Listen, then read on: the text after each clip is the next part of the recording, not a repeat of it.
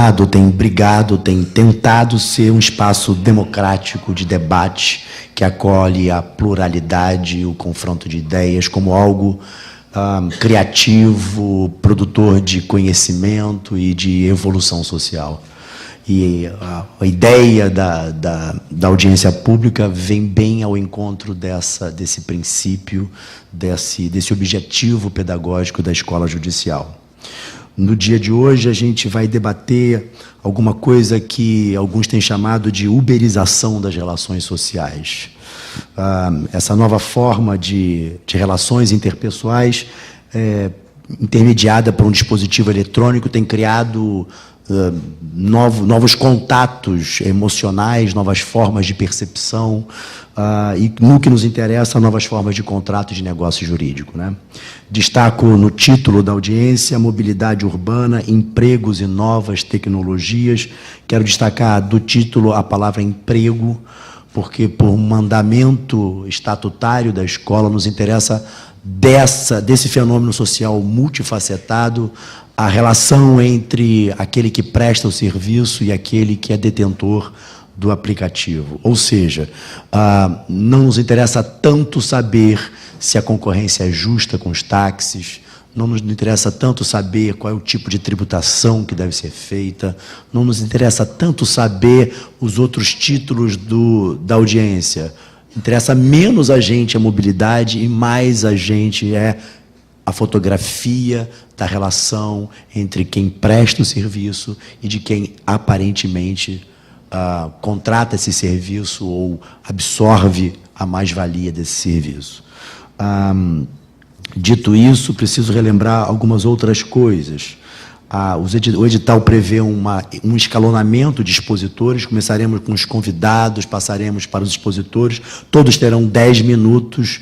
Quero sugerir que os expositores sejam rigorosos na observância desse prazo, porque há muita gente para falar, e então, para ficar agradável para todo mundo, seria bom que, na medida do possível, observassem o prazo.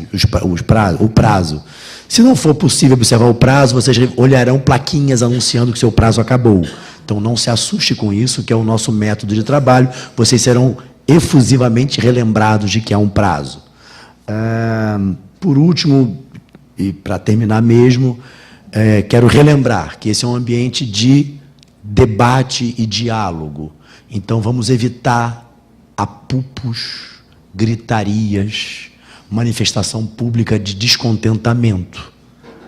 O objetivo é discordar, mas respeitosamente. Para a gente manter um ambiente produtivo, seria bom que a gente pedisse a palavra e, na nossa oportunidade, falássemos o que quiséssemos, mas ouvíssemos também o outro, ok?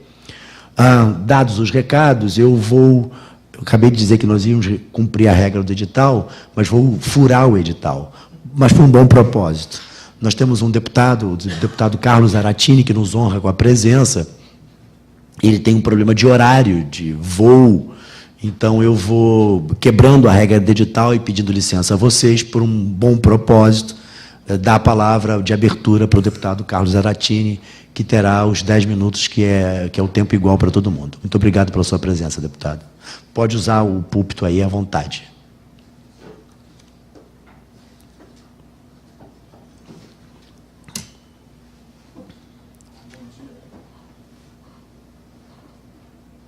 Temos som? Alô, alô? Ligou, né? Bom dia aí a todos e a todas.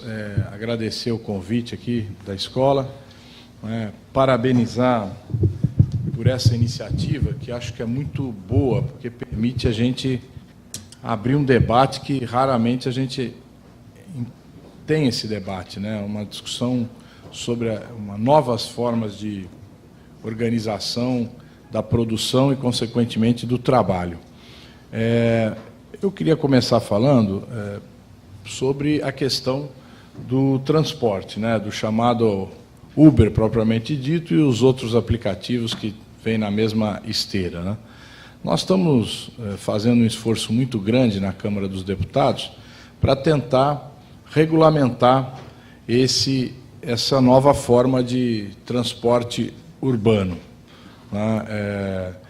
a nosso entendimento, e isso foi aprovado pela Câmara e agora está no Senado, é que esses aplicativos, eles organizam um transporte público, né?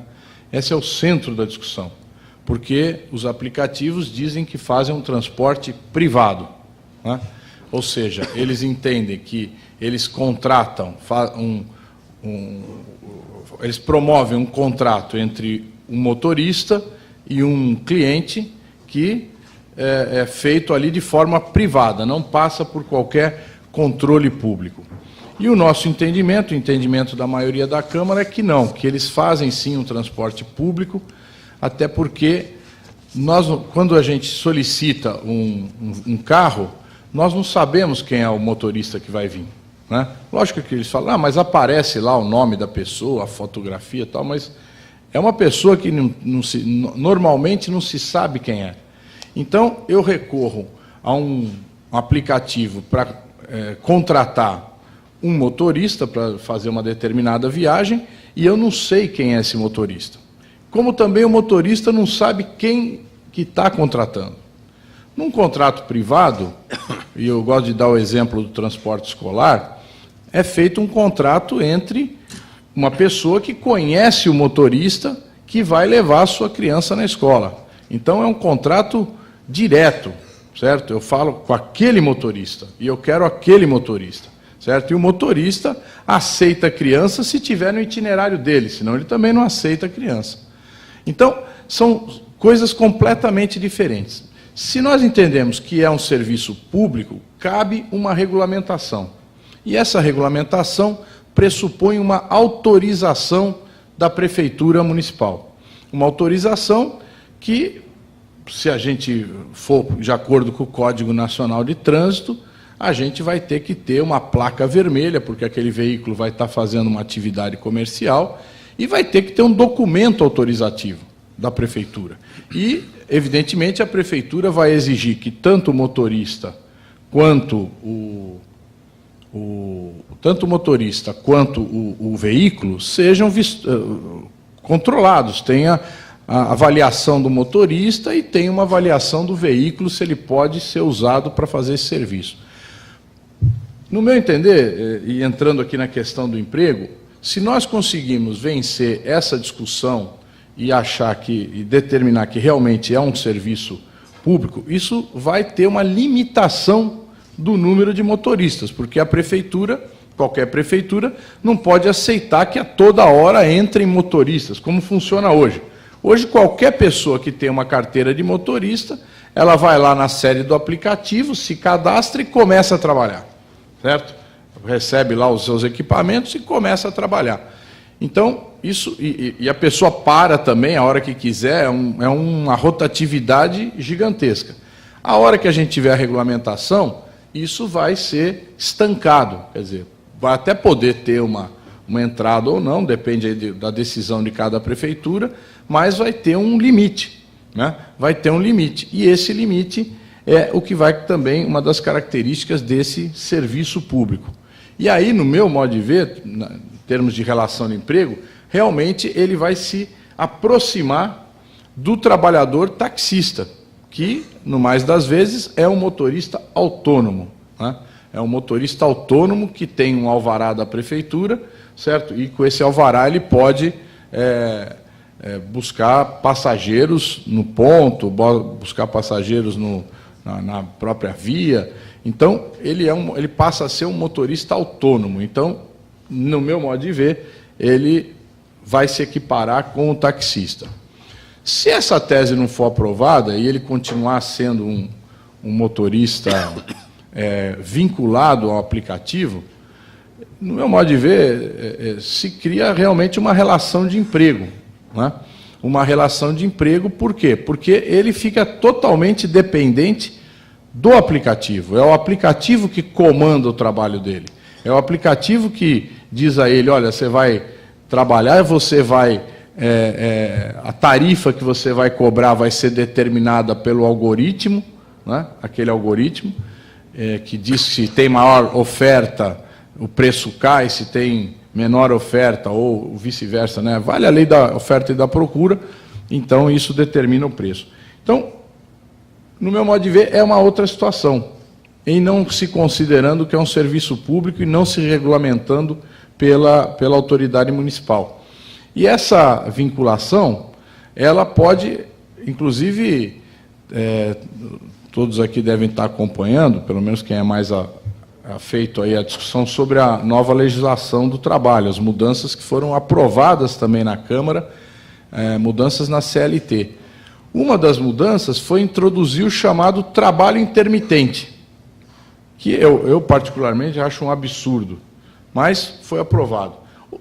Os motoristas que trabalham para os aplicativos, no meu modo de ver, são exatamente a figura do trabalho intermitente, porque ele não tem horário, ele não tem renda garantida e ele está submetido a um contrato. Não é, no caso, um contrato de trabalho na forma tradicional, mas é uma relação de trabalho. Ele trabalha para aquele aplicativo, inclusive ele deixa parte da renda com o aplicativo.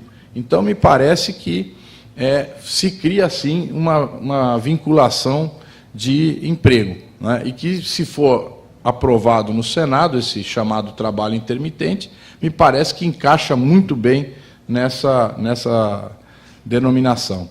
Então, eu acho que essa situação ela pode variar conforme a gente tiver uma definição final sobre como é que vai se organizar o transporte, né? Quer dizer, a definição do transporte nas leis federais e que vão repercutir nas leis municipais. No caso de haver a definição como serviço público, me parece que dá uma maior autonomia ao motorista. No caso de não se caracterizar, eu acho que fica mais caracterizado como uma relação de emprego. Nós também queríamos informar também a todos que existe uma discussão sobre a regulamentação de outros tipos de aplicativo, né? Outros tipos de aplicativo. Existem projetos de lei, e nós podemos depois encaminhar a vocês, que tratam, né, por exemplo, o Airbnb e outras formas de organização. Em São Paulo, por exemplo, mesmo o Uber iniciou uma operação ainda pequena com os chamados motoboys, né? Os trabalhadores que levam documentos, tal, que nós demoramos em São Paulo mais de uma década para regulamentar, para colocar um pouco de organização. Hoje está, com essa entrada, está completamente desregulamentado e o número de acidentes que vinha começando a cair também voltou a subir o número de acidentes com motocicletas em São Paulo. Até porque qualquer jovem lá que tem uma motocicleta, ele pode se cadastrar e ele passa a transportar também documentos e outras coisas sem nenhuma autorização da prefeitura, porque hoje lá em São Paulo, eu não sei como é aqui no Rio, mas em São Paulo tem uma autorização, tem que ter uma autorização da prefeitura, tanto para a empresa que faz a intermediação, como para o motociclista que vai trabalhar. Então tem um padrão de segurança, tem uma série de questões importantes. Então, nós precisamos fazer essa discussão, e acho que aqui, até esse painel que vocês estão chamando, esse seminário, é importante para que a gente possa discutir esse assunto e fazer uma legislação, né? Porque me parece que a entrada do sistema da informática, da intermediação entre pessoas, né, que queiram trabalhar e tarefas, serviços, ser feita por aplicativos, tem que haver algum tipo de regulamentação, né? Não é possível que isso seja uma coisa absolutamente desregulamentada, porque isso vai implicar, obviamente, num aumento da carga de exploração do trabalho, né? Inclusive na obtenção de superlucros por parte das empresas que vão operar. Quer dizer, porque não vai haver nenhuma norma, nenhuma fiscalização. Então, evidentemente, me parece que nós vamos caminhar para isso se nós não tivermos a regulamentação. Então, o debate sobre essa lei, uma lei geral de regulamentação, é muito incipiente, né? Existem projetos, mas, enfim, a coisa não caminhou ainda, mas me parece importante que a gente consiga trazer esse debate para a Câmara dos Deputados e para o Senado, para que a gente possa avançar nesse caminho, né? Então, era basicamente isso. Eu vou poder ficar aqui até umas 11 horas, então, se tiver alguma pergunta, a gente também está aqui à disposição. Ok, muito obrigado, deputado. Obrigado. Fernanda Barbosa Diniz, e eu convido a assumir o parlatório.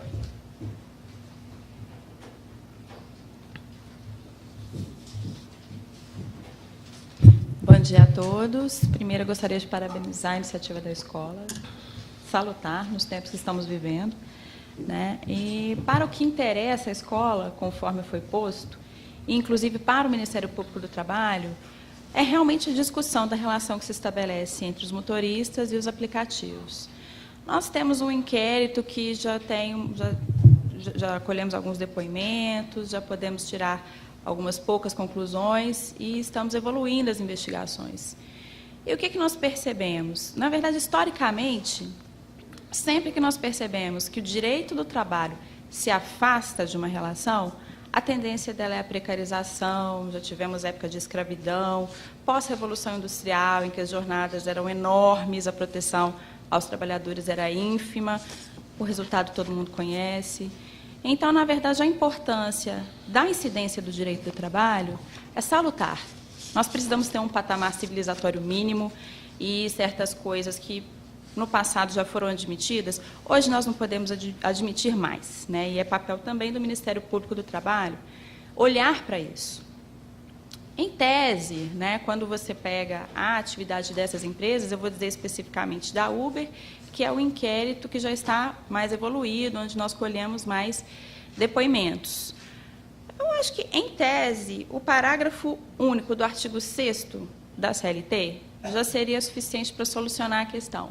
Porque ele diz que os meios telemáticos informatizados de comando, controle e supervisão se equiparam para fins de subordinação jurídica aos meios pessoais e diretos de controle. Onde que estão esses meios? No aplicativo. Eu acho que o principal deles é o preço da tarifa.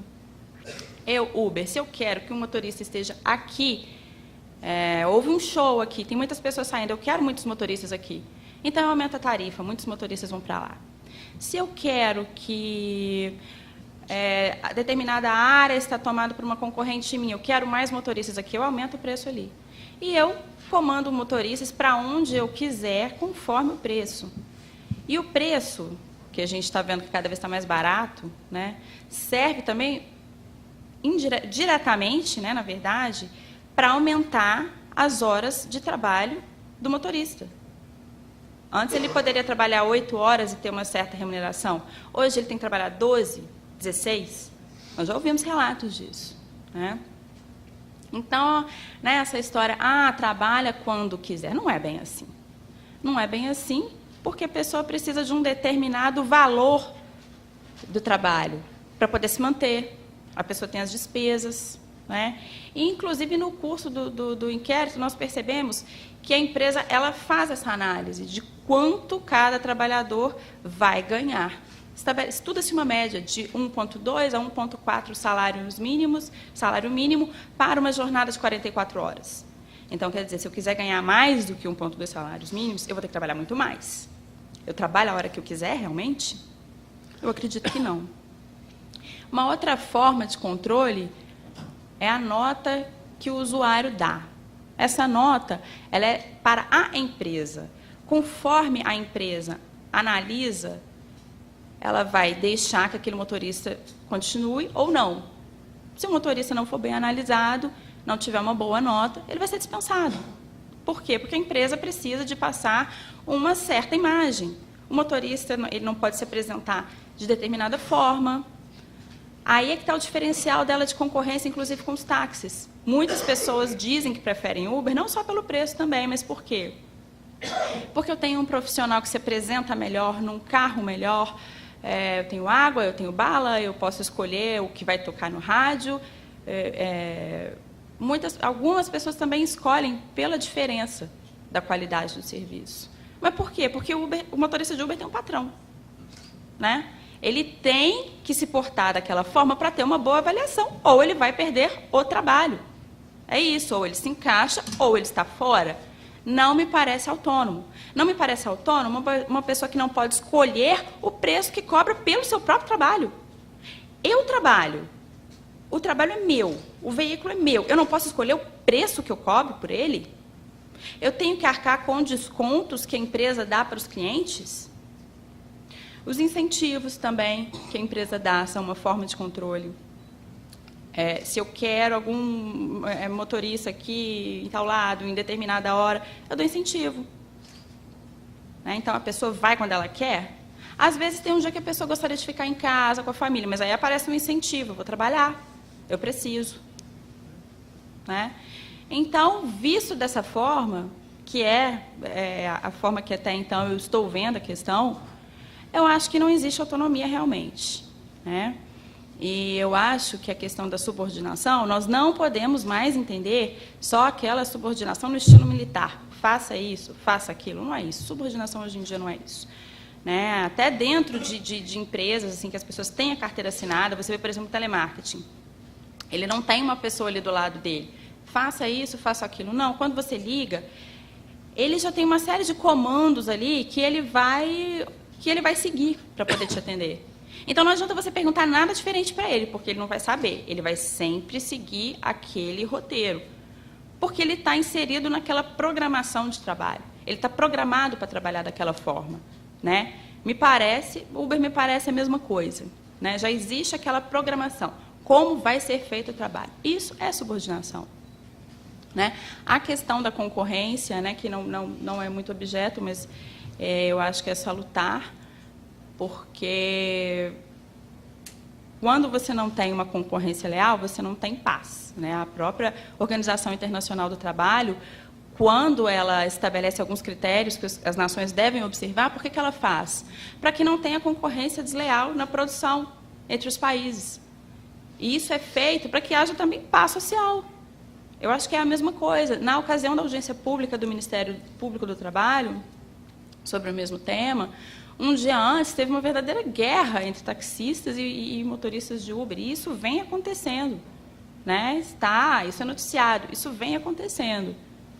Não me parece que isso vá terminar se as coisas continuarem como estão.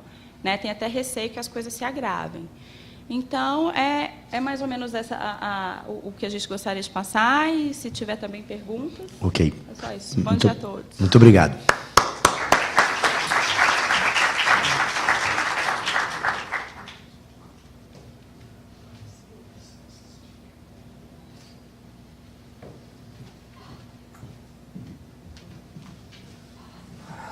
Agora teremos o prazer de ouvir o Dr. Cláudio Sechim, superintendente do Regional do Ministério do Trabalho no Rio de Janeiro. Também terá 10 minutos para nos brindar com a sua exposição. Por favor, no parlatório.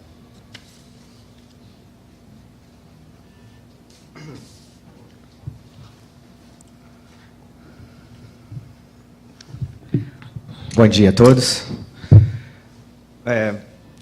Tentando ser breve, vamos tentar acrescentar algo que as pessoas falaram, né? O deputado mandou bem, como diz aí a linguagem mais coloquial, a respeito da questão intermitente. Eu acho que é um artigo perigosíssimo, né?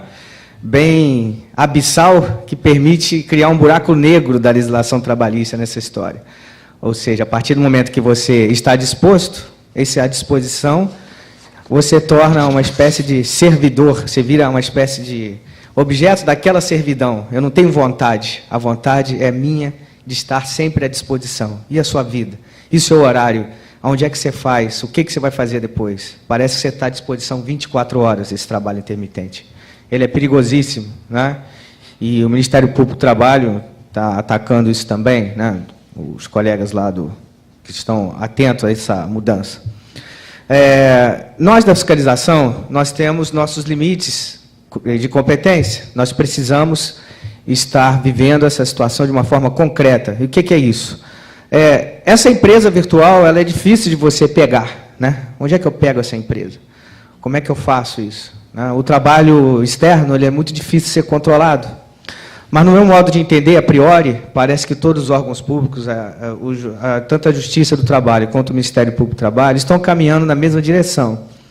Na meu modo de pensar, enquanto auditor fiscal do trabalho, né, o camarada, quando ele é habilitado no aplicativo, ele assina um contrato de trabalho. Por que isso? Porque Porque a condição sine qua non dele é ter o know-how tecnológico para ele poder operar. Ele não discute a ferramenta, ele simplesmente é um objeto da adesão daquele contrato. Né? Ele simplesmente se agrega àquele modus operandi, como a Fernanda falou bem, que dirige a prestação de serviço. Eu quero aqui, eu quero ali, o preço é esse. E a empresa, de uma maneira muito esperta, ela não tem o insumo básico dessa situação. Qual é o insumo básico? Não é nem aplicativo, é o veículo e a disponibilidade desse trabalhador. Né? E quando você tem isso, você tem uma baixa de custo terrível. Né? O artigo 174 da Constituição, se me falha a memória, o 175, fala livre concorrência de mercado, na busca do pleno emprego, mas dessa maneira feroz, selvagem, nós estamos voltando à mais-valia, onde a disposição plena daquela pessoa manda no preço. O cenário é atual, porém com princípios feudais. A vassalagem, eu estou à disposição sempre, a baixo custo. E com que segurança? Tanto nós, usuários, quanto o Uber, ninguém vamos aqui. Que segurança nós temos de estar num carro desse? Vamos acionar a quem em caso de uma responsabilidade civil, de um sinistro? Eles têm seguro? Nós estamos garantidos?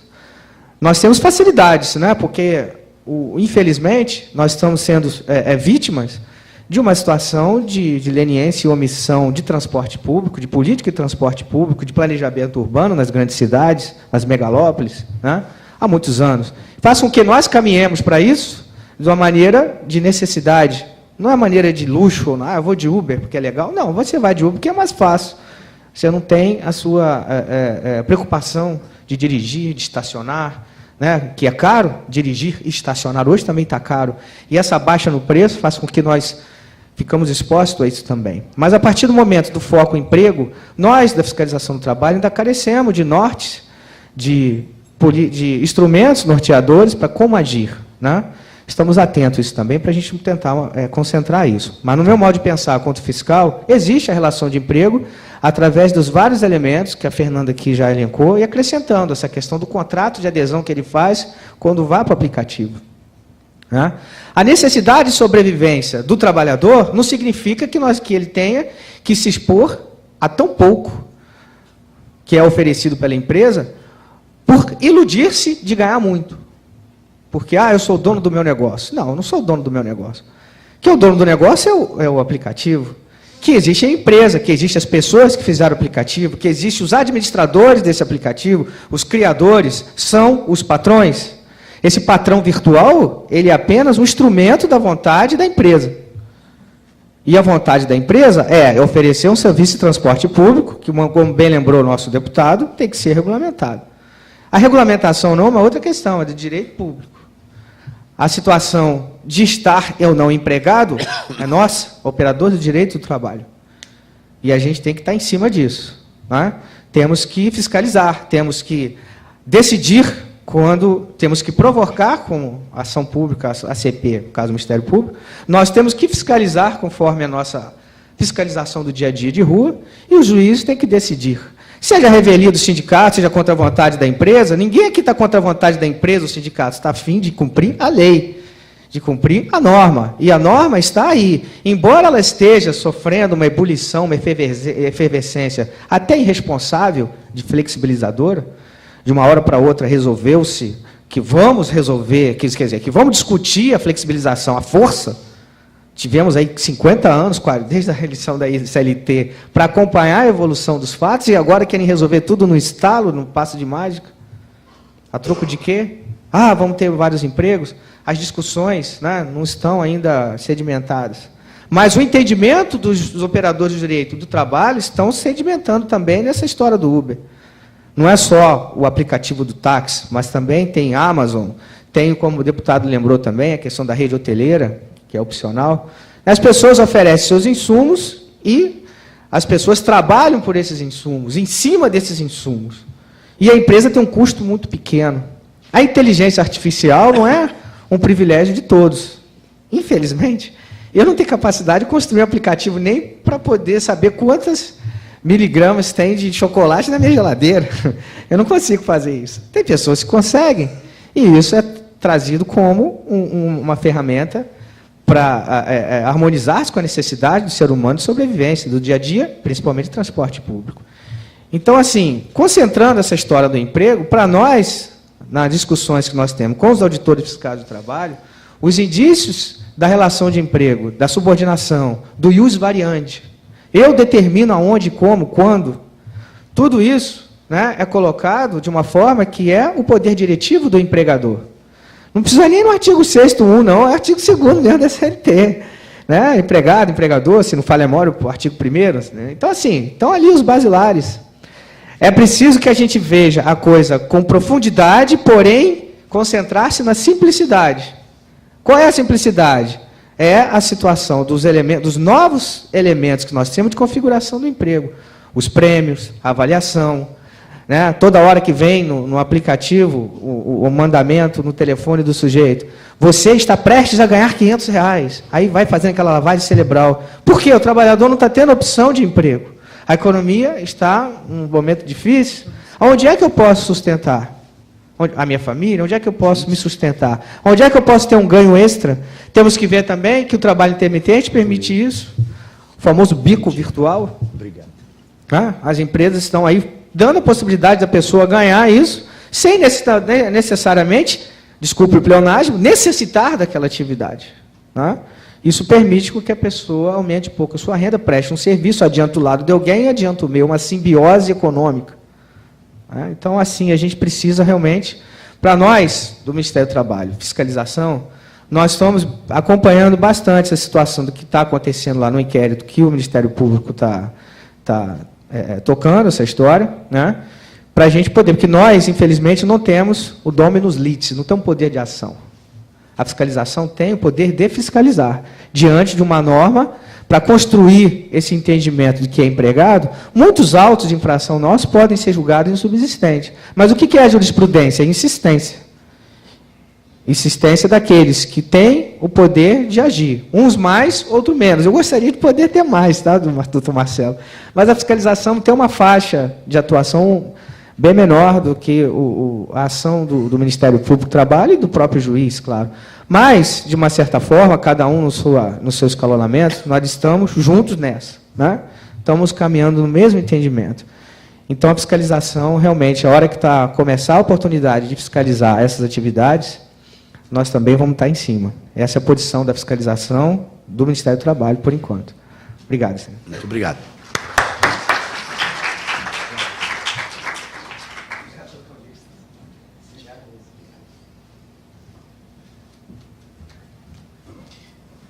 Eu preciso me penitenciar porque pulei a minha colega Daniela Miller, eu devia falar antes do Dr. Cláudio, mas aí deve ser a minha gripe, a minha idade, velhice, não sei.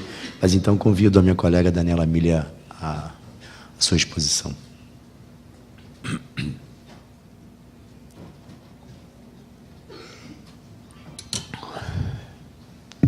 Bom dia a todos. A AMATRA, Associação dos Juízes do Trabalho da Primeira Região, agradece o convite, a oportunidade de contribuir com esse debate. A tentativa aqui de contribuir é trazendo algumas observações sobre pronunciamento judicial da matéria, tanto aqui no Brasil, né, que é onde já existem algumas sentenças sobre o assunto, quanto em outros países, como Inglaterra, França, alguns já têm algum pronunciamento. Bom, me parece que o ponto fundamental aqui, que as pessoas que falaram antes já mencionaram, é que a gente está diante, acima de tudo, de um novo modo de produção, diferente do que a gente vinha encarando até agora. Logo no início do direito do trabalho, na década de 40, a gente tinha aquela produção bem tradicional da fábrica que a gente conhece como modelo fordista, onde os trabalhadores estão ali reunidos, um controle muito forte, pessoal, diretamente com o trabalhador. E nisso foi o surgimento da doutrina clássica do direito do trabalho. A partir da década de 90, com mais força entra a terceirização e já tem uma mudança, tanto na jurisprudência, que o maior exemplo é a súmula 331 do TST, que vem tentando regulamentar esse novo modo de produção, normalmente conhecido como toyotismo ou pós-fordismo. E agora parece que estamos diante de uma nova organização, uma reorganização desses meios de produção, que é o trabalho por plataforma, sendo que o mais conhecido é o Uber, como a gente já notou aqui. Então, me parece que estamos diante de um vácuo, não sei se exatamente de uma lacuna, mas de um vácuo jurídico em que toda a atuação, todo o olhar da justiça já fica defasado em relação dessa nova realidade de trabalho que se dá com as plataformas, com a organização pelo algoritmo, enfim, uma diferença muito grande daquele trabalho tradicional dentro da fábrica, aquela que o Noel Rosa cantou, né, que tinha o apito da fábrica de tecidos. Isso ainda existe, mas numa escala menor. Então, me parece que os operadores de direito, em especial os juízes do trabalho, têm que dar especial atenção ao que ainda, pelo menos até hoje, ainda consta no artigo 8º da CLT, que a gente deve fazer a integração da norma jurídica, se utilizando dos princípios, das regras gerais do direito. Então, me parece que, ao analisar essa questão do motorista do Uber em relação ao Uber e também dos outros prestadores de serviço, porque a gente também pode falar dos entregadores ligados ao iFood e diversos outros, né? A gente tem que manter esse olhar no que, de fato, acontece, né? Então, me parece que um dos princípios que vai ser mais utilizado para essa apreciação desse caso, que é absolutamente novo, é o da primazia da realidade, que é um dos princípios básicos do direito do trabalho e que deve nortear sempre a apreciação da Justiça do Trabalho dos casos concretos envolvendo trabalho humano, notadamente quando tem indício de subordinação.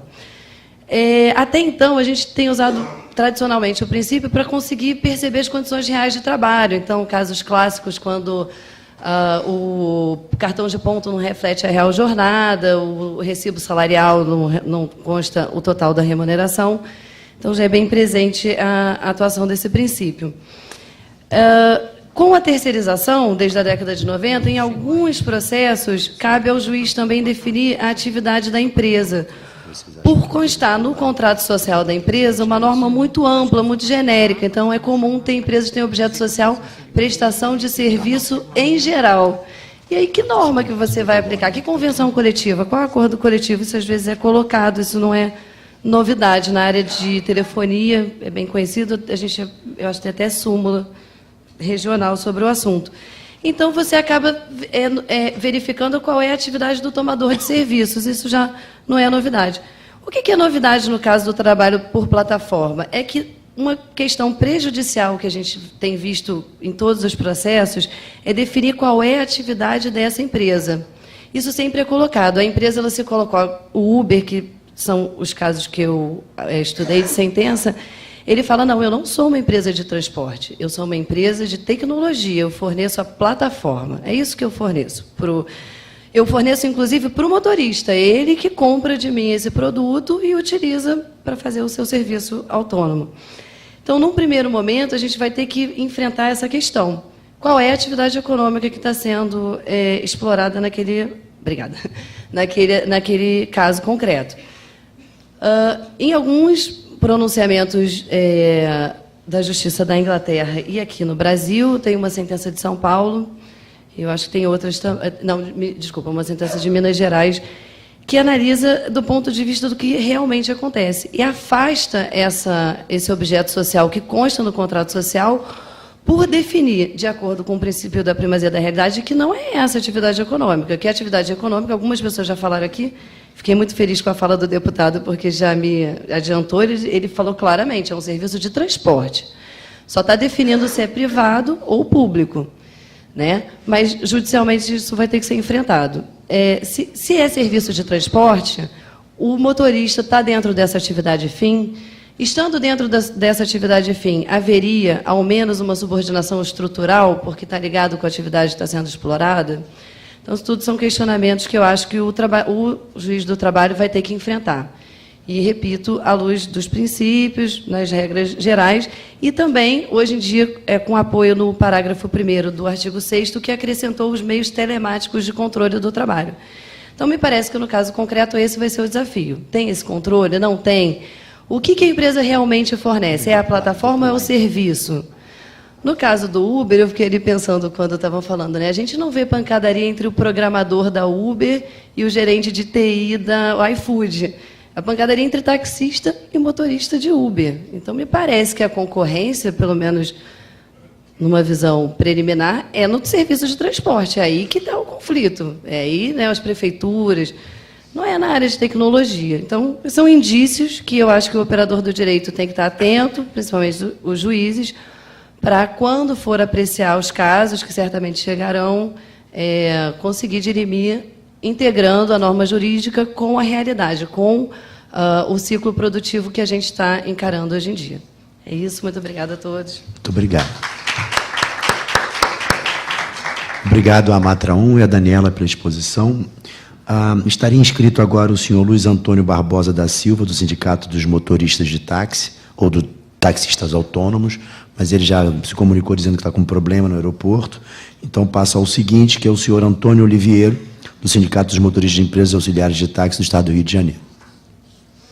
Já agradeço a presença também.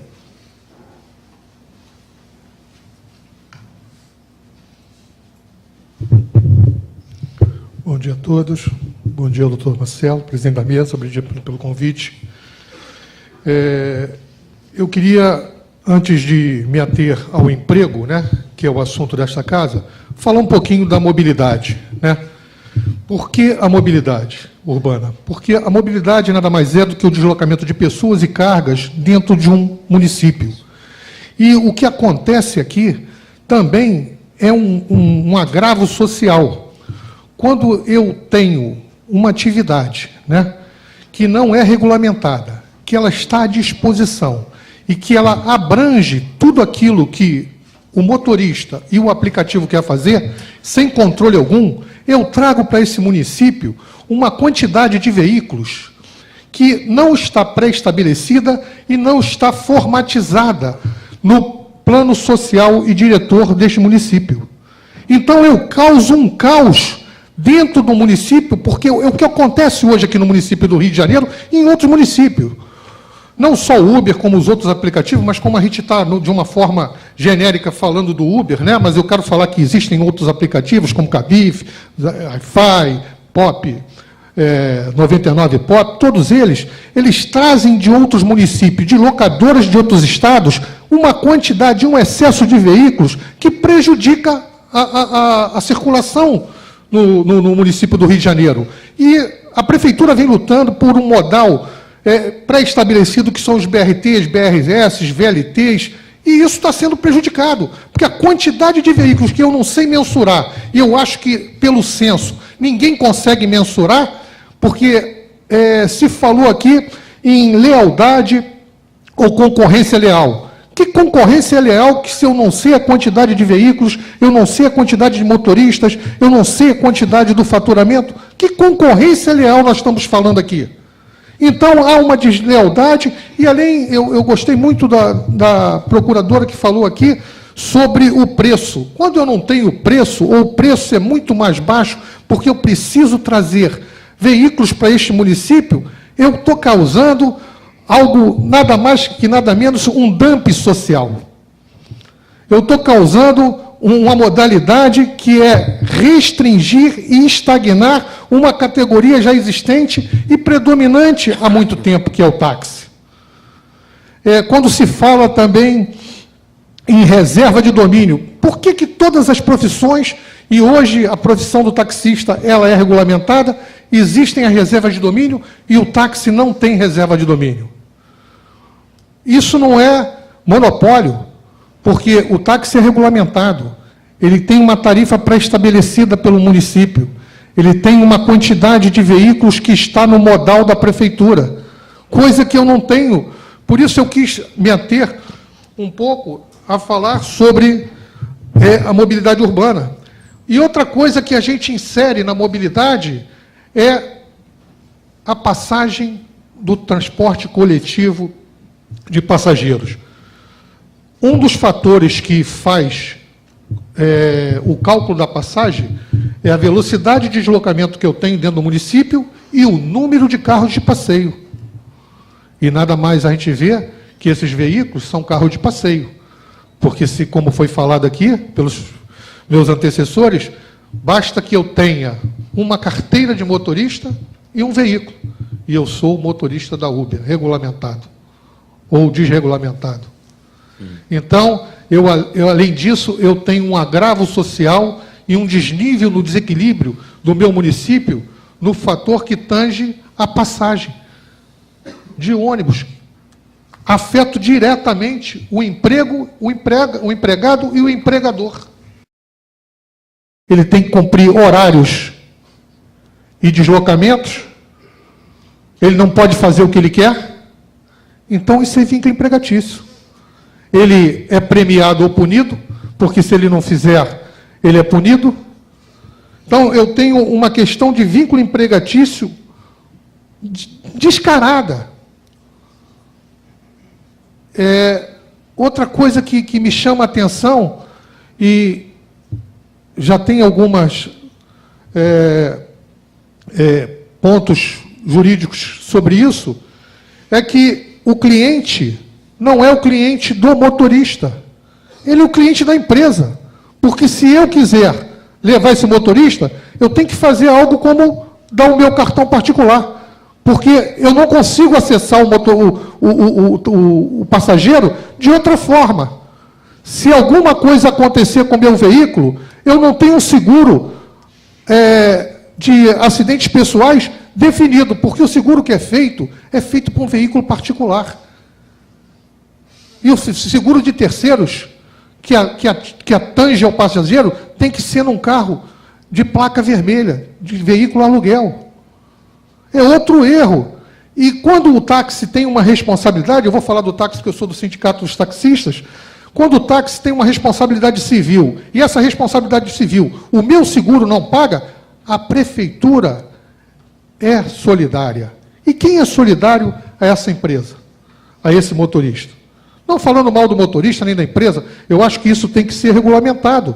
Ao ponto que for regulamentado, ele vai ser normatizado, vai ter uma quantidade de veículos. O meu município não vai sofrer em cima desses pontos.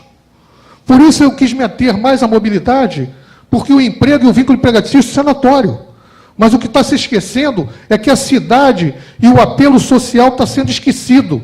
A minha cidade, o meu município, ele está sendo infringido por várias consequências de uma modalidade de transporte que é irregular e não é normatizado nem regulamentado. Então, eu tenho um desordenamento, eu tenho meu município todo desordenado em função de uma atividade ou de um momento político ou de um momento econômico, porque todos esses aplicativos só se estabelecem em municípios, em cidades com problemas econômicos. E o nosso país hoje vive um problema econômico. Então, a dificuldade de empregos me traz a uma modalidade, a um modal que vem prejudicando outros modais. Obrigado. Bom dia a todos. Muito obrigada pelo convite, doutor Marcelo. Eu gostaria de parabenizar a iniciativa do evento, agradecer a oportunidade de participação. A Uber entende que é extremamente importante discutir o assunto, informar todos os interessados. E o objetivo aqui eu vou falar um pouco como funciona a empresa, que é uma empresa, sim, uma empresa de tecnologia. A Uber é uma empresa que criou um aplicativo, ela foi criada em 2009, e ela criou um aplicativo que permite que motoristas privados se conectem a usuários que desejam contratar esse tipo de serviço. A Uber atualmente está presente em mais de 600 cidades, em mais de 90 países, e aqui no Brasil a Uber está presente em mais de 50 cidades. E o que é esse aplicativo, né? Eu acho que todo mundo que está aqui conhece, já estudou o assunto, mas só para passar rapidamente. É um aplicativo que permite, ele tem duas interfaces, uma interface do usuário e uma interface do motorista. Então, o usuário está em determinada região, na cidade do Rio de Janeiro, por exemplo, ele se loga no aplicativo e ele chama um carro, um motorista, para levá-lo a determinado destino. Por sua vez, o motorista é avisado de que há um chamado e o aplicativo os conecta, e aí, então, se inicia a prestação de serviço de transporte privado pelo motorista para o usuário. Falando especificamente dos motoristas, né, como que os motoristas contratam a Uber? Porque aqui acho que é importante falar uma ideia que se tem errada. Não é a Uber que contrata o motorista, são os motoristas que contratam a Uber. Os motoristas são clientes da Uber. Eles contratam a plataforma para que a plataforma os conecte a usuários que estão interessados na prestação de serviço de transporte.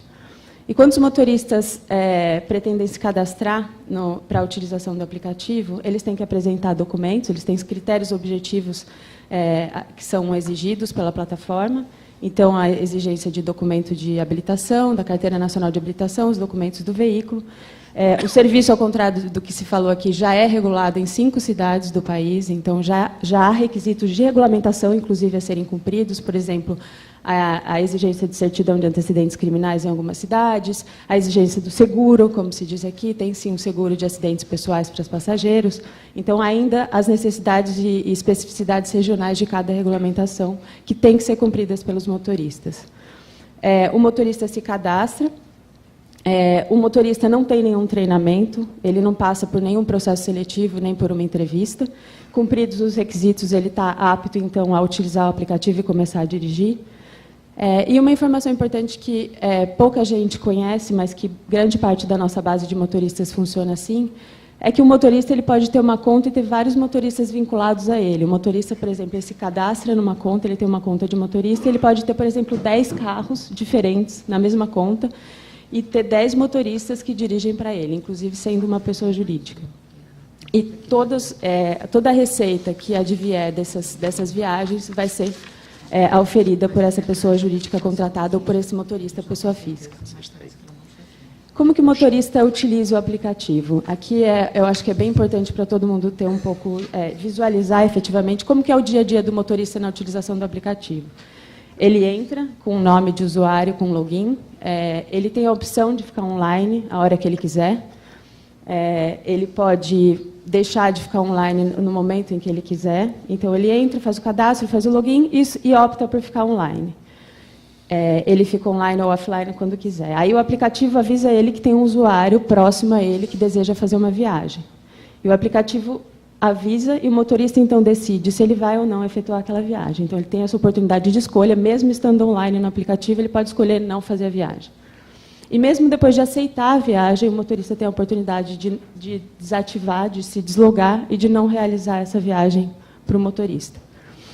Uma vez realizada a viagem, ao final da viagem, o usuário vai avaliar o motorista e o motorista vai avaliar o usuário. É uma avaliação de mão dupla, que traz segurança e confiabilidade para a plataforma. E como foi mencionado aqui, realmente as notas que os usuários dão para os motoristas o principal critério de desabilitação do motorista para não poder mais usar a plataforma. Se ele tiver uma continuidade de notas baixas no decorrer do tempo, ele vai ser desabilitado, ele não vai mais poder ser um cliente da Uber.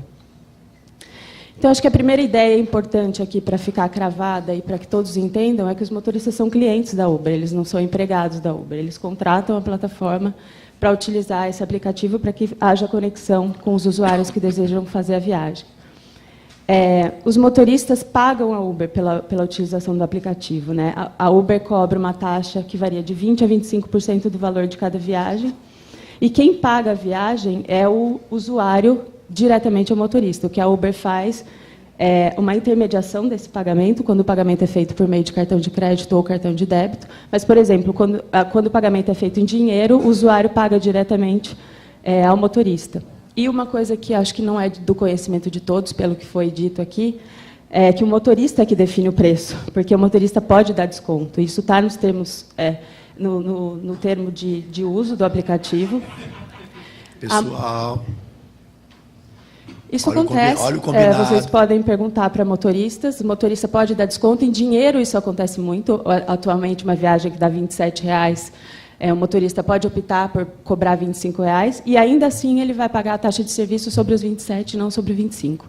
Então, o motorista tem, sim, liberdade para escolher o preço que ele vai cobrar pelo serviço que ele presta.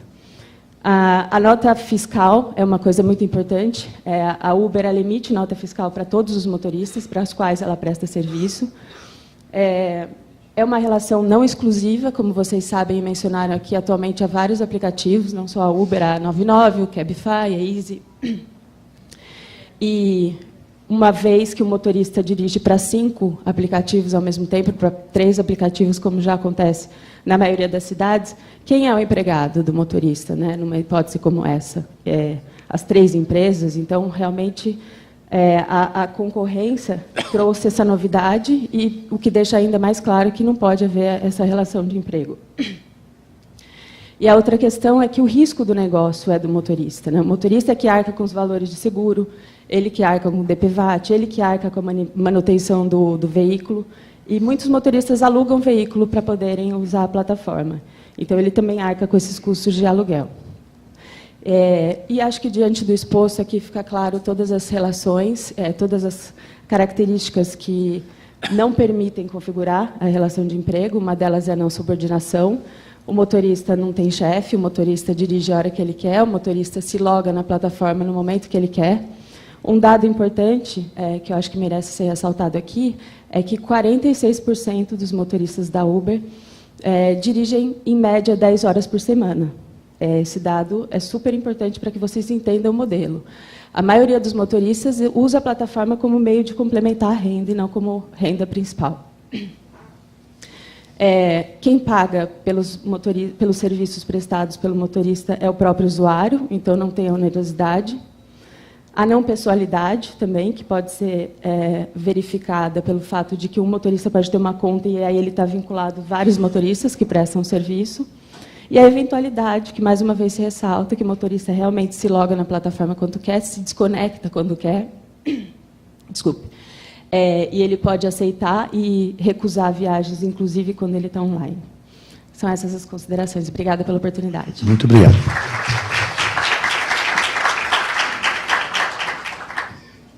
Bom dia, conforme apresentada, sou André Oliveira. Queria saudar aqui essa casa, agradecer aqui a presença de todos. Agora, até a presença do pessoal da Uber, que eu quero pedir desculpa também pela minha manifestação, porque eu achei até uma achar que a gente não entende de nada. Eu gostaria muito de entender como é que funciona essa questão do Uber, como é que o motorista parceiro Uber pode dar algum desconto se ele já trabalha com uma tarifa que é praticamente abaixo do preço de custo. Sou presidente de uma associação de motoristas de táxi, mas, antes de tudo, eu sou profissional do volante, sou um motorista. E conheço o Uber antes mesmo dele vir ao Brasil por um aviso da IRU, International Road Union, que tem sede na Suíça e atua em toda a Europa, e em 2013 para 2014 eles nos avisavam: cuidado, vai vir uma tal de Uber aí e ela vai acabar com a renda de vocês. Ela chega primeiro com carros pretos, bonitos, oferece água, balinha, ela cria uma espécie de vitrine e depois, em seguida, ela utiliza outras modalidades, como o chamado UberX, que aí é a precarização total. Os primeiros que entram ganham muito dinheiro. Agora, aqueles que, depois de uns 6 meses, 1 ano, a renda começa a cair. Então, assim, é bastante sedutor para o trabalhador, ainda mais num país que tem mais de 12 milhões de desempregados, você abrir o Facebook e falar assim: venha trabalhar com Uber, ganha de 5 a 7 mil reais por mês, trabalhe quanto tempo quiser. E, de repente, você vê aí boa parte da população comprando carro. Eu estive passando na Estrada Intendente Magalhães, que é um dos maiores centros concentradores de venda de carros usados, e a maioria das lojas lá, elas já estão demitindo seus vendedores, porque elas tiveram muito problemas com as financeiras, porque financiaram muitos carros para as pessoas trabalharem no Uber. Essas pessoas não conseguiram pagar, porque não conseguem oferir renda. Eu queria só falar aqui do dumping social. Atualmente, algumas empresas vêm sendo responsabilizadas em reclamações trabalhistas pelos danos sociais praticados aos trabalhadores. A jurisprudência atual denomina-os como dumping social. Durante esses últimos 2 anos, a gente fala muito sempre de regulamentação ou não, a gente parte para essa outra seara, e por muito tempo a gente se esqueceu dessa seara do emprego. E entender que nesse conflito entre táxi e Uber, o quanto que ele afeta a nossa geração de renda. Eu sou taxista há quase 15 anos, e há 15 anos atrás eu me decidi, como membro produtivo da sociedade, viver de transportar pessoas. Eu poderia ter tomado outra decisão na minha vida e ter seguido uma outra carreira, mas eu decidi transportar pessoas. E hoje eu vejo aquelas pessoas que acreditaram no ordenamento jurídico brasileiro ver tudo cair por terra, assim, de uma hora para outra, que chegou uma empresa americana que parece que ela é acima da lei, ela supera todas as regras, porque antes do Uber entrar no Brasil, eu lembro que no Rock in Rio de 2013, a Secretaria Municipal de Transporte apreendeu mais de 350 carros, ao ponto de, no segundo final de semana, a Secretaria virou: senhor André, a gente não tem como atuar mais, a gente não tem mais reboque, não tem mais espaço dentro do pátio da Prefeitura para recolher tanto carro irregular.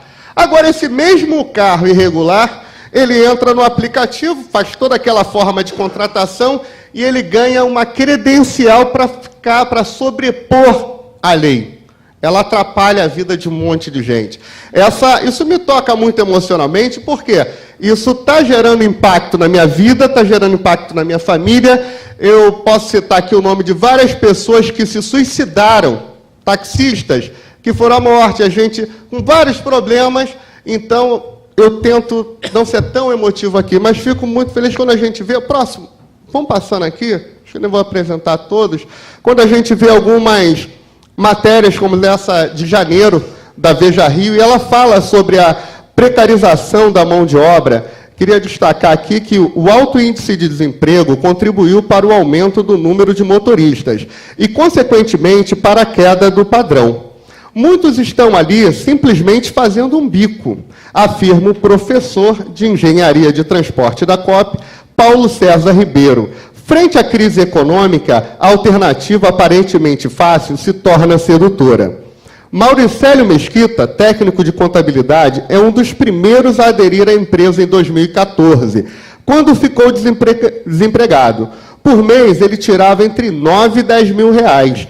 Hoje percebe os problemas e observa que da turma de 100 pessoas, da qual fez parte, só ele mais um continuam prestando serviço. Não consigo tirar o mesmo salário. E o tratamento do Uber com os motoristas piorou muito. Ou seja, por que o Mauricélio, hoje ele não consegue ganhar a mesma coisa em 2017, a mesma coisa que ele ganhava em 2014? Porque a empresa Uber, o patrão, resolveu mudar a atuação dele. Ele resolveu que aquela reserva de mercado, que era restrita às pessoas que poderiam comprar um carro de luxo, um carro de maior conforto, não. Agora vamos colocar Fiat Uno, o cara está com um carro com uma escada em cima, ele se cadastra, ele trabalha também no Uber, atende.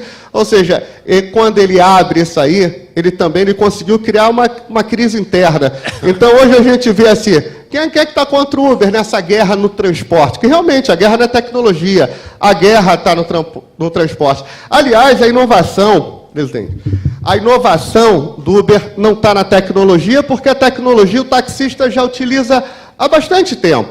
A gente tem tecnologia em PDA, em sistema de despacho de corrida. A inovação do Uber está numa técnica de varejo muito utilizada por grandes empresas, a chamada os 3 Ps: pessoas, processos e produto. O que diferencia hoje o táxi do Uber, a grande inovação tecnológica, é a forma de pedir. É que hoje é o grande desafio das associações e sindicatos de táxi, é padronizar o nosso serviço. Você dá sinal para um táxi ali na rua, pode pegar o André, o Antônio ou o Daniel Tavares e você vai ter certeza que vai ser bom atendido. Infelizmente, você pode dar sinal ali e você vai pegar um mau colega, que assim como todas as profissões, existem, e é fato, e a gente tem que cortar na própria carne e afirmar, existe sim.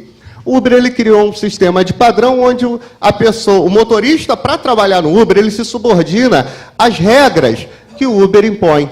Então, eu tenho que ligar o ar-condicionado sempre, eu tenho determinado tempo para cumprir aquela corrida. Eu não posso pegar uma corrida, ligar para o cliente e falar, olha, eu chego daqui a 20 minutos. Não, eu tenho que chegar dentro daquele tempo estimado. Se eu quiser oferir uma renda, eu tenho que passar para isso aí. E vamos mais um pouquinho à frente, só para passar aqui e querer entender o que passou. Já deve estar chegando próximo ao nosso tempo. A exploração da mão de obra, vai mais à frente. Mais à frente, pode passar, mais 5 folhas. É isso aí. A exploração de mão de obra barata, visando obter lucro fácil, caracteriza dumping social. Vou citar para vocês aqui o processo 00-647-2009-022-03-009. O juiz titular da 22ª Vara do Trabalho de Belo Horizonte, Gessé Cláudio Franco de Alencar, analisou o caso de um marceneiro que alegou trabalhar durante 8 anos sem anotação da sua carteira de trabalho, tendo sonegados os seus direitos trabalhistas básicos. Ele relatou que ficou doente e passou por uma cirurgia, porém não pôde usufruir do auxílio-doença porque o reclamado não recolheu as contribuições previdenciárias. Negando a existência de vínculo empregatício, o dono da marcenaria alegou que era um intermediador de mão de obra e que os serviços prestados pelo marceneiro eram de empreitada. No julgamento, o magistrado reconheceu a relação de emprego entre as partes e considerou ilícita a intermediação de serviços pelo reclamado, caracterizando como dumping social. Ou seja, lá em 2009, já se entendia, porque parece tudo uma grande balela o que a gente vê o Uber falando. Quero ser desrespeitoso com a senhora Ana, que está aqui, mas com a postura da empresa que mandou seu preposto e manda vários outros, como Mangabeira, em várias audiências públicas que a gente participa, e a gente entende isso como um absurdo. Por que eu cumpri todas as regras? Por que todo cidadão cumpre todas as regras? E vem aqui a chamada empresa de disruptura. A gente tem vários segmentos aí que gostaria de se lançar e depois ser regulamentado. Mas não, o Uber é diferente. Ele primeiro se lança, ele atropela tudo e depois ele conta que aconteça uma regulamentação. Eu acho que está havendo aí uma inversão de valores e que as autoridades aí presentes possam fazer justiça de acordo com as normas vigentes. Obrigado. Muito obrigado. Eu tenho 5 perguntas. 5 perguntas para refletir sobre o mercado, o que está acontecendo no mercado de trabalho. Qual é a função econômica e social da prática profissional? Por que a pessoa trabalha? Por que ela escolheu trabalhar? Segundo a Organização Internacional de Trabalho, o trabalho decente é um emprego produtivo, ele é de qualidade e tem proteção social. Eu destaco aí principalmente a parte da qualidade que o emprego deve ter e a proteção social. Segundo o nosso querido Fernando Pessoa, poeta português, ele já falava sobre o comércio em épocas atrás, e ele trouxe no seu texto que um comerciante, o grifo meu aí, o profissional, qualquer que seja, não é mais que um servidor do público ou de um público, e recebe uma paga a que se chama seu lucro, que é o ganho, pela prestação de serviço. Então, esse ganho, voltando à definição da Organização Internacional do Trabalho, ele tem que ser suficiente para ter uma qualidade de vida e gerar proteção social. Isso atende à Constituição Federal, que é o princípio da dignidade humana. Então, o que aconteceria, por exemplo, se a gente trouxesse para o nosso ambiente do direito aqui e da medicina? Você sabe que a tecnologia hoje é uma realidade. Ela tem transformado o mercado, tem transformado as profissões. E um dia vai chegar no direito e na medicina. Então, o que aconteceria, por exemplo, se a prática do direito e da medicina fosse popularizada através de aplicativos também? Por exemplo, até as decisões, se fossem erga omnes para todos, porque você está visando a justiça social. Tem que ser bom para todo mundo. Saúde, quanto mais acesso à saúde, é bom para todo mundo. Então, você não vai limitar isso. Se você pode criar serviços que a pessoa pode ter mais acesso à justiça social e mais à saúde, isso é bom para a população. Mas, num cenário desse, isso gera oportunidades e ameaças. Você tem como oportunidades a maior justiça social, acesso à saúde, você consegue oferecer serviços de baixo custo, tem maior eficiência e eficácia, assim, trabalha muito melhor, mais rápido, com mais resultado, só que tem a ausência do órgão regulador para a tecnologia. A tecnologia ela consegue entrar e passar por cima de todas as leis, porque é uma novidade. Então, ela, em nome da eficiência e da eficácia, ela consegue transpassar isso tudo e trazer esse serviço, mas automaticamente não quer dizer que melhor serviço seja melhor paz, melhor felicidade. As ameaças. Quem está nesse mercado? Quem está advogando, quem é médico, podia perder a reserva de mercado, mas em nome da justiça social e da saúde. Ele teria queda considerável do ganho, ele teria que trabalhar mais horas para poder conseguir continuar ganhando o que ele ganhava. Ou ele teria que mudar profissionalmente, ter uma mudança de curto prazo, já que ele não está no emprego público, não tem essa estabilidade. Então, para enfrentar a instabilidade econômica, ele teria que arrumar outra atividade. E a ausência do órgão regulador. Justamente porque a economia hoje afeta a vida de cada cidadão. Se não tiver um órgão regulador para lidar com a tecnologia, como ela entra no mercado e como ela faz essa mudança acontecer de forma gradual, para que dê a oportunidade às pessoas a lidar com essa mudança, é perigoso. Qual é a relação do Uber, que é um destaque nesse mercado de transporte, e as 5 forças de Porter? As 5 forças de Porter é um economista que ele estudou para analisar a economia, o mercado. Ele definiu 5 forças competitivas que definem o posicionamento estratégico daquela empresa no mercado. O Uber, a gente sabe que o valor de mercado hoje dele é de 50 bilhões de dólares ou mais. Ele tem mais de 50 milhões de usuários no mundo. O número de motoristas de cadastrado é desconhecido, não consegui localizar. Número de rotatividade de motorista também. Quem mais? E nesse gráfico, nessa figura que eu trago das 5 forças de Porter, ele traz lá os órgãos reguladores, os novos entrantes, os compradores, os competidores, os produtos substitutos e os fornecedores. Isso para entender o comportamento da compra, como o mercado hoje funciona.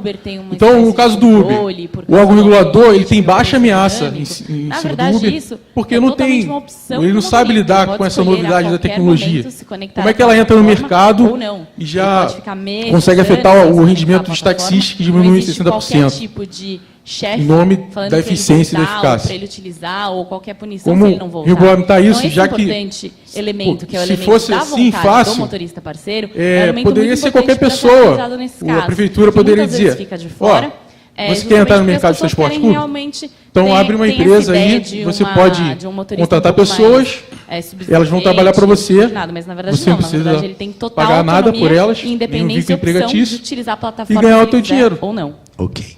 Mais alguém? Isso é bom para todo mundo. Se ele abrir essas concessões, a prefeitura para todo mundo, eu quero, vou abrir uma empresa para fazer continuando, isso. acho que a maior Deixa dúvida isso que a gente sempre tem sair do com os monopólio e taxistas se é com popularizar. relação à questão da Novos Uber. entrantes, por ser uma empresa líder de mercado, o que a Uber ter grande pensa, capital, porque ser líder antes de custo, da Uber ter eu não um tinha grande a líder de opção escala, de ela tem pegar um carro muitos motores particular, cadastrados, apesar da lei já existir. muito- Eu não podia pegar um carro possibilidade de particular. Aliás, disponibilização como de até serviço hoje, muito grande. Ela recentemente, impede que os novas motoristas da concorrente empresas Cabify, eles estão tendo os carros ela apreendidos consegue aqui criar na, uma barreira na- de entrada. na cidade do Rio de Janeiro. Cria um monopólio. Rio de Janeiro, pelo Detro, pela SMPR. Os compradores, que são os por não os estar embaixo do usuários, os guarda-chuva da liminar eles têm o do poder de Uber. barganha baixo. Ou seja, Por qualquer quê? cidadão hoje, Qual o se eu melhor pegar seu carro e a gente aplicativo quiser que tem mais combinar uma motoristas, corrida, e nós formos tá parados ali na disponível esquina ao por tempo um que eu fiscal quero. da prefeitura do Mais departamento barato. estadual, Então, ele não o senhor vai receber vai uma aguentar, multa ele de vai R$3 mil, contratar o senhor Uber. vai ter seu carro apreendido. Baixa Mas o rivalidade Uber dos está embaixo concorrentes, de um guarda-chuva justamente acima, por ser líder de custo. acima da lei. Uma O que empresa você nova tem não consegue entrar nesse a mercado. dizer com relação E a a isso? tecnologia Por tem que isso. todos,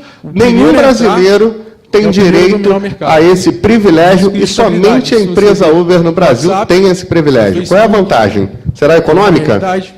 Não, qualquer Baixa ameaça pessoa de produtos pode utilizar o substitutos. transporte Os individual taxistas privado estão no Brasil oferecendo o sem serviço dele reconhecimento lá. federal. Tanto é assim Mas que a gente ameaça é tem uma muito liminar para pouca, operar aqui, porque tem a uma participação lei de mercado municipal do que Uber pretendeu é muito proibir, grande.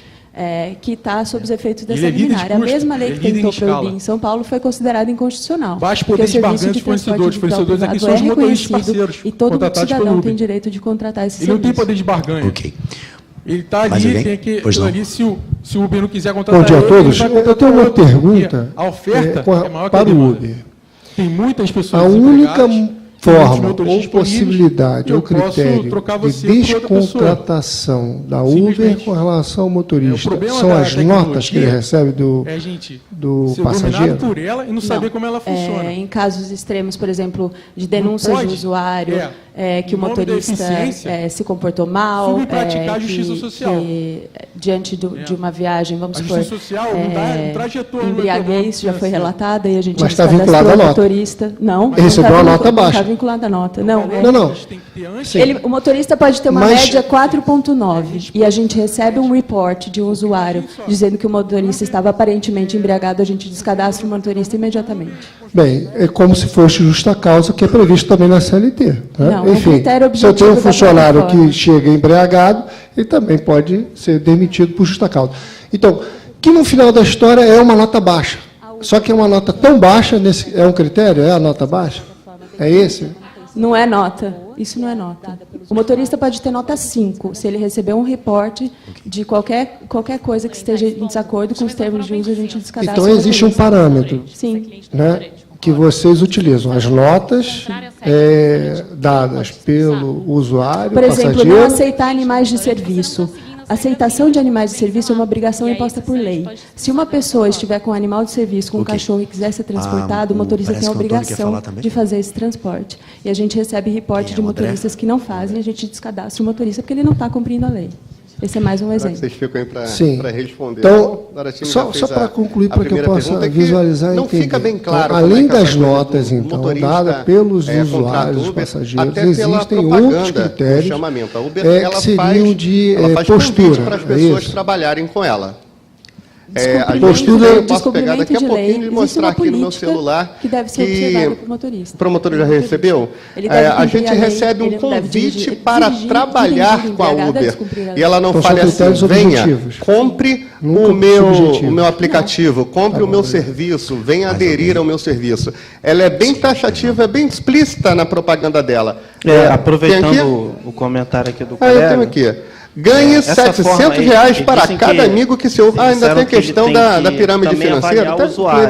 nesse outro Seria uma anúncio forma aqui do também Uber. deles justificar, tipo, Ganhe dizer, R$700 para e cada essa amigo que questão você, de, que não seria um certo controle indique sobre o para trabalho dirigir dele, o vocês ficarem Uber. avaliando, ó, Isso também isso desligar tem ele nada a do ver aqui com a programa. questão do Seria um trabalho, cliente, mas mas é um ele deve tanta dos satisfação ao anúncios da Uber, e ela falando, venha trabalhar conosco. Isso não se contradiz com o que você está afirmando aqui? Venha trabalhar conosco, não é, me contrate. Não, é uma oportunidade de gerar renda. Você usa o aplicativo e você pode gerar renda. Por isso que tem essa questão dos valores, como você mencionou aí. Mas isso não é uma oportunidade. A gente não está oferecendo emprego para ninguém. A gente está oferecendo a nossa plataforma. Que o motorista seja cliente da plataforma. Ok.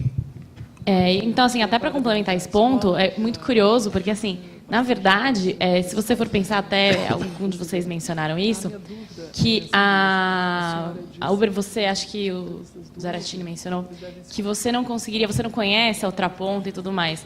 Na verdade, você tem que ver isso como um benefício, né? O que a gente... Para algum tipo de pergunta e resposta. Não é tiro nem chute na canela, é pergunta e resposta, ok? Se vocês quiserem, os demais que quiserem fazer perguntas dirigidas a algum dos expositores, temos um espaço para isso. Aí pediria que alguém ficasse com o microfone sem fio para atender a pergunta que precisa ser filmada. Podemos fazer assim? Temos aí um bom tempo, talvez uma meia hora ainda para fazer isso, se vocês quiserem. Se for bom para vocês, podemos fazer assim. Alguém quer se manifestar, fazer algum tipo de pergunta, alguma indagação? E não um serviço privado. Ele paga, Olha, os né? tribunais brasileiros já Ela vêm taxa decidindo, tem sobre uma o lei serviço, federal, Política Nacional pode de fazer Mobilidade desconto, Urbana, que reconhece mas a esse taxa é sempre sobre o valor do trabalho. Quem faz a avaliação e descontrata é o Uber e não o motorista. Então, isso me faz pensar que existe uma relação de emprego, né?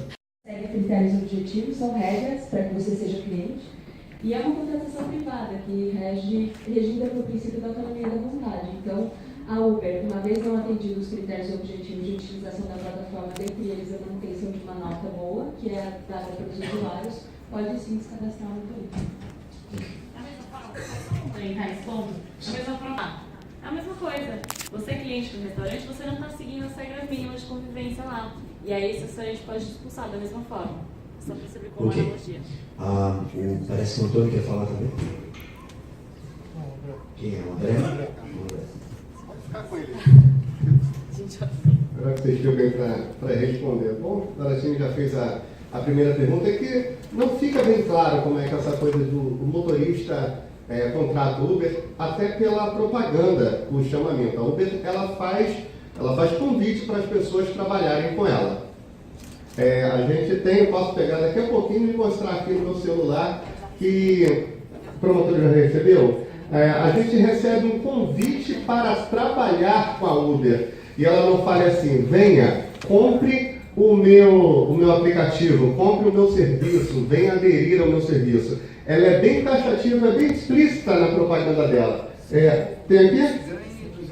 Eu tenho aqui. Ganhe R$700 para cada amigo que seu... ainda tem a questão da pirâmide financeira. Quero incluir nesse outro anúncio aqui do Uber. Ganhe R$700 para cada amigo que você indique para dirigir o Uber. Isso não tem nada a ver aqui com a questão do trabalho, mas é um dos anúncios da Uber, e ela falando, venha trabalhar conosco. Isso não se contradiz com o que você está afirmando aqui? Venha trabalhar conosco, não é? Me contrate. Não, é uma oportunidade de gerar renda. Você usa o aplicativo e você pode gerar renda. Por isso que tem essa questão dos valores, como você mencionou aí. Mas isso não é uma oportunidade. A gente não está oferecendo emprego para ninguém. A gente está oferecendo a nossa plataforma. Que o motorista seja cliente da plataforma. Ok. Então, assim, até para complementar esse ponto, é muito curioso, porque, assim, na verdade, se você for pensar até, alguns de vocês mencionaram isso, que a Uber, você acha que o Zé mencionou, que você não conseguiria, você não conhece a outra ponta e tudo mais. Na verdade, você tem que ver isso como um benefício, né? O que a gente traz é a possibilidade deste motorista que sozinho não ia conseguir encontrar clientes para o negócio dele, ele consegue pelo aplicativo encontrar clientes para ele. Então é esse benefício que a gente traz para o motorista. Sendo que se batesse uma pessoa na sua porta e falasse, vou te levar até o aeroporto por X reais, você topa? Você vai falar não, porque você não conhece o motorista. Então essa possibilidade que a gente traz é justamente o nosso serviço, da tecnologia e da intermediação. Ok. Mais alguém? Só dizer que não é esse o problema.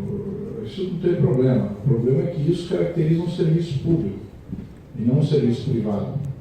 Olha, os tribunais brasileiros já vêm decidindo, tem uma lei federal, Política Nacional de Mobilidade Urbana, que reconhece a existência do transporte individual privado. A gente já tem várias decisões judiciais nesse sentido. A regulamentação, todas as regulamentações municipais que foram editadas reconhecem a existência do transporte individual privado. São duas categorias absolutamente distintas. Ok. Vamos tentar evitar esse bate-bola, porque está parecendo conversa entre dois grupos, e aí o objetivo não é esse da audiência. Está restrito a um empregador. Hoje a gente tem muito isso. Pessoas que, enfermeiros que trabalham para 1, 2, 3 hospitais, médico com carteira assinada, né? Uma pessoa não tem somente um empregador, ela pode ter mais de um empregador. Isso. Eu acho perfeitamente possível. Não há na legislação proibição de sucessivos e concomitantes contratos de trabalho. Isso não é um problema, efetivamente, para o seu aspecto jurídico, né? Quem mais? Funciona aqui nesses debates é a questão justamente que o motorista ele tem total liberdade para utilizar a plataforma.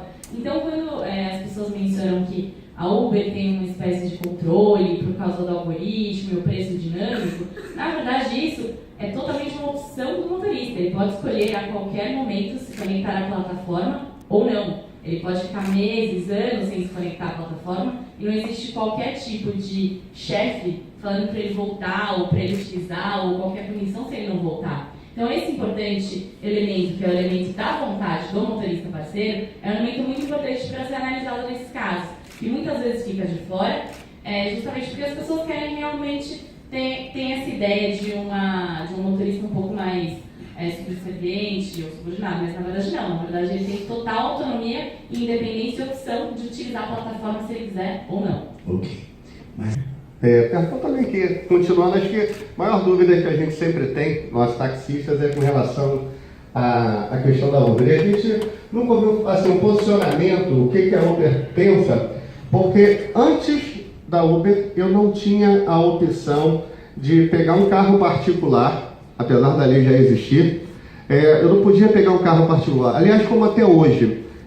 Recentemente, os motoristas da concorrente Cabify, eles estão tendo os carros apreendidos aqui na cidade do Rio de Janeiro, pelo DETRO, pela SMTR, por não estar embaixo do guarda-chuva da liminar do Uber.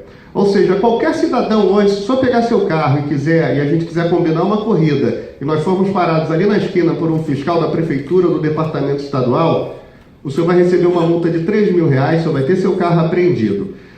Mas o Uber está embaixo de um guarda-chuva acima da lei. O que você tem a dizer com relação a isso? Por que nenhum brasileiro tem direito a esse privilégio e somente a empresa Uber no Brasil tem esse privilégio? Qual é a vantagem? Será econômica? Não, qualquer pessoa pode utilizar o transporte individual privado no Brasil, isso é reconhecido em lei federal. Tanto é assim que a gente tem uma liminar para operar aqui, porque tem uma lei municipal que pretendeu proibir, que está sob os efeitos dessa liminar. A mesma lei que tentou proibir em São Paulo foi considerada inconstitucional, porque o serviço de transporte individual privado é reconhecido e todo cidadão tem o direito de contratar esse serviço. Ok. Mais alguém? Tem uma pergunta para o Uber. A única forma ou possibilidade ou critério de descontratação da Uber com relação ao motorista são as notas que ele recebe do passageiro?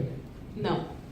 Em casos extremos, por exemplo, de denúncias de usuário, que o motorista se comportou mal, que diante de uma viagem, vamos supor, embriaguez já foi relatada e a gente... Mas está vinculado à nota? Não. Recebeu a nota baixa? Está vinculado à nota, não. Não. O motorista pode ter uma média 4,9 e a gente recebe um report de um usuário dizendo que o motorista estava aparentemente embriagado, a gente descadastra o motorista imediatamente. Bem, é como se fosse justa causa, que é previsto também na CLT. Né? Não, enfim, se eu tenho um funcionário que chega embriagado, ele também pode ser demitido por justa causa. Então, que no final da história é uma nota baixa. Só que uma nota tão baixa, é um critério? É a nota baixa? É esse? Não é nota. Isso não é nota. O motorista pode ter nota 5, se ele receber um reporte de qualquer coisa que esteja em desacordo com os termos de uso, a gente descadastra. Então existe um parâmetro. Sim. Né, que vocês utilizam. As notas dadas pelo usuário, por exemplo, passageiro. não aceitar animais de serviço. A aceitação de animais de serviço é uma obrigação imposta por lei. Se uma pessoa estiver com um animal de serviço, com um cachorro e quiser ser transportado, o motorista tem a obrigação de fazer esse transporte. E a gente recebe reporte de motoristas que não fazem e a gente descadastra o motorista porque ele não está cumprindo a lei. Esse é mais um exemplo. Sim. Então, só para concluir, para que eu possa visualizar e entender. Então, além das notas, então, dadas pelos usuários, os passageiros, existem outros critérios que seriam de postura, é isso? Descumprimento de lei. Existe uma política do motorista. Ele deve cumprir a lei, ele não deve dirigir. Dirigir embriagado é descumprir a lei. Então são critérios objetivos? Sim. Nunca subjetivos? Não. Tá bom, obrigado. Aproveitando o comentário aqui do colega, essa forma aí, vocês disseram que ele tem que também avaliar o usuário. Seria uma forma também dele justificar a atitude dele? E essa questão de, não seria um certo controle sobre o trabalho dele, vocês ficarem avaliando e desligarem do programa? Se ele é um cliente, por que ele deve tanta satisfação ao Uber? Ele não deve satisfação ao Uber. Quem faz a avaliação é o usuário, para quem contrata o serviço de transporte. Não é o Uber. Mas ele não tem que se justificar com a Uber? Ele não deve justificativa nenhuma para Uber. Ele presta serviço para o usuário. Não, mas você disse que ele também avalia o usuário. Sim, ele avalia o usuário. Inclusive, a gente descadastra o usuário que se comporta mal na plataforma. Achei interessante as falas também, as pessoas que me precederam. A minha dúvida são duas. A senhora disse que os motoristas do Uber, eles devem se comportar em conformidade com as normas. Eu queria saber qual o tipo de treinamento que vocês fazem, entendeu? Para assegurar, por exemplo, que o motorista age em conformidade com as normas. Como, por exemplo, essa aceitação de animal de serviço. Eu realmente não sabia que existia uma regra, bem específica isso. Gostaria de saber qual tipo de treinamento que é dado aos motoristas do Uber para que eles possam agir em conformidade com as normas específicas de transporte de passageiros. E a segunda pergunta que eu queria saber é a seguinte: o pagamento ele é feito a Uber ou o motorista? Eu realmente não utilizo muito. E também, se é feito pelo motorista, ao motorista diretamente, quanto ele repassa para a Uber? O pagamento, quando é feito em dinheiro, ele é feito direto para o motorista, e o motorista paga para a Uber de 20% a 25% do valor da viagem, dependendo do produto, se é Uber X ou se é Uber Black. Se é em cartão, o pagamento é feito por meio da plataforma, e a Uber repassa o valor para o motorista, o valor que é pago pelo usuário. E com relação ao treino... Desculpa. O recibo ao passageiro é dado pela Uber. A Uber... Em nome do motorista. A nota fiscal é dada pela Uber. A Uber emite uma nota fiscal de prestação de serviço para o motorista e ela emite um recibo em nome do motorista para o usuário. Então o usuário não fica com uma nota... O usuário não tem uma nota fiscal do valor...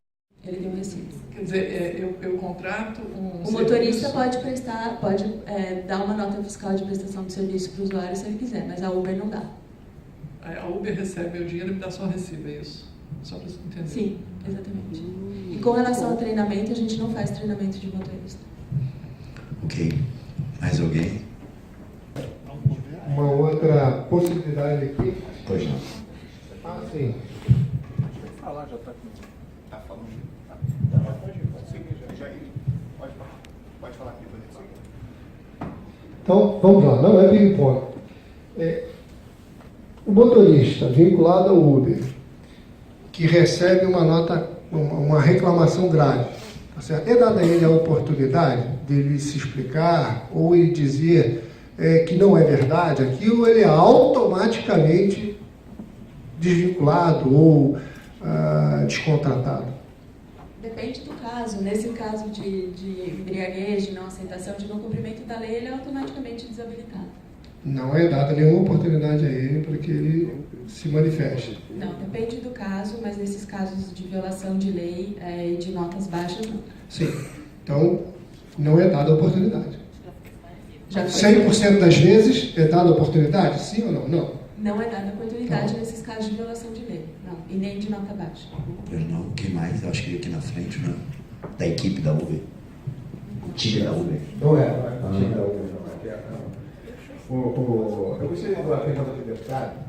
E aí uma curiosidade mesmo, se nos debates que houveram na Câmara para a regulamentação desse projeto que hoje se encontra no Senado, porque eu acho que essa questão da mobilidade urbana é relevante se, por um lado, como foi dito aqui, você tem deslocamento de veículos para uma determinada cidade, a gente tem uma gama muito grande de usuários que, de repente, deixaram seus veículos em casa para utilizarem um serviço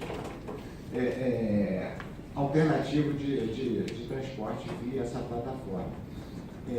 Então, assim, não sei se foi calculado lá algum tipo de impacto nesse sentido, e se o serviço que se chegou à conclusão nesse projeto, pelo que o deputado expôs aqui, que seria um serviço público, só houve essa alternativa de se tratar como serviço público e aí aproximar esse tratamento dessas plataformas ao táxi, ou se pensou em algum outro modelo, alguma outra forma nessa regulamentação, ou ao menos nos debates? Primeiro, da questão de aproximar com outras plataformas. O objetivo da discussão era se era serviço público ou serviço privado. Né? Isso foi debatido bastante, né, em várias audiências públicas, até se chegar no projeto e o projeto ser votado. Então, a concepção e a discussão lá era que tipo de serviço e como enquadrar esse serviço. Né? Então, não era a ideia de aproximar o táxi, a ideia é que foi criada, inclusive, uma nova categoria, que é a categoria de transporte comandada por aplicativos. Né? Se o camarada deixa o carro em casa e usa um veículo, é um veículo da mesma forma na rua. O que está economizando é o estacionamento. Agora, o fluxo de veículos é exatamente igual se ele tivesse usado o carro dele. Por quê? Se eu saio da minha casa com o meu carro, eu estou com um carro na rua. Certo? Se 10 mil pessoas saem com o seu carro, são 10 mil pessoas com um carro na rua. Se ao invés dessas 10 mil pessoas utilizarem o seu próprio carro e utilizarem um veículo vinculado ao Uber, é o mesmo número de veículos na rua. Exatamente o mesmo. Não existe nenhuma economia. Aliás, né, devido ao preço ser barato e devido ao transporte público ser caro, vai haver uma migração do transporte público coletivo para o transporte individual, vai aumentar o congestionamento. Então, não existe nenhuma... O fato da pessoa andar de táxi, ou de Uber, ou do seu próprio carro, todos são transporte individual de passageiros. E todo transporte individual implica um carro na rua, portanto, o congestionamento não se reduz em absolutamente nada. Me parece isso claro. Muito obrigado. Para a moça aqui na frente, ela tinha dito que quando a pessoa pega o carro, que o motorista emite um recibo. E, às vezes, emite a nota fiscal. Então, se o usuário não pediu o recibo, a Uber não recolhe nenhum imposto, nenhuma taxa? Eu preciso do microfone aqui, por favor. Toda vez que o motorista presta um serviço usando o aplicativo, a gente emite nota fiscal para o motorista, uma nota fiscal de serviço de intermediação digital, e a gente recolhe ISS sobre esse serviço que é prestado. Em todas as viagens. E esse recibo, e essa nota fiscal vai para quem? Vai para o usuário? Para o motorista, que é quem contrata o serviço. Porque para o motorista, a Uber é uma prestadora de serviços ao motorista. A lógica da Uber é essa. Não estou dizendo que concordo ou discordo. Estou só identificando o que eles acham. Né? Não estou falando que eles acham é certo ou errado. Para eles prestam serviço para o motorista. E o motorista presta serviço para o usuário. Por isso aí, para eles não têm relação com o usuário. Ok? Não estou fazendo defesa, pelo amor de Deus. Estou só tentando fotografar o que eles enxergam. Mais alguém? Você quer falar aí, senhor André? Ou já desistiu? Você quer falar? Hoje. Explicação breve. Ainda a Ana, representante da Uber. Com relação ainda à emissão do documento fiscal, a Uber, como pessoa jurídica, ele emite nota fiscal ao motorista, prestador. E o motorista, não ficou muito claro para mim, ele pode emitir nota fiscal ao usuário do serviço? Não, e aí ele seria uma PJ? Tem PJ cadastrada na plataforma, que tem vários carros, tem, por exemplo, 10 carros que poderia emitir, mas em regra o motorista não emite, ele não emite nenhuma nota fiscal de prestação de serviço para o usuário, assim, por exemplo, como qualquer prestador de serviço de transporte individual assim faz. Táxi não emite nota fiscal para o usuário. Claro? Ficou claro aí? Bom, pessoal, então, encaminhando para o término, eu quero agradecer a presença de vocês. Vocês todos colaboraram com essa audiência. Me parece que todos nós saímos daqui um pouco mais bem informados sobre as características dessa relação. Não necessariamente pensando a mesma coisa, isso não é o objetivo da audiência pública.